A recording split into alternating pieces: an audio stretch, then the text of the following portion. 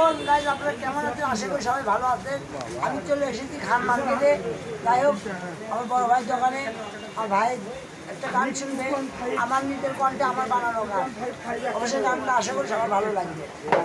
দয়াল রে গরিবের জীবন নষ্ট রে, কেউ বা ঘুমাই পাঁচতলাতে, আবার কেউ বা গাছ তলায়, খাইতে খাইতে কেউ ফেলে দেয়, কেউ বা আবার অনাহারে।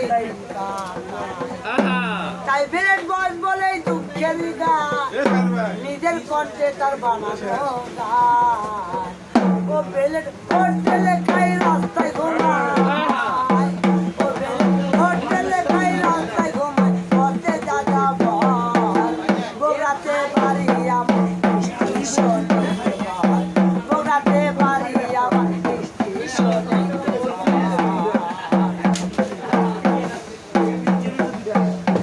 আবার সেখানে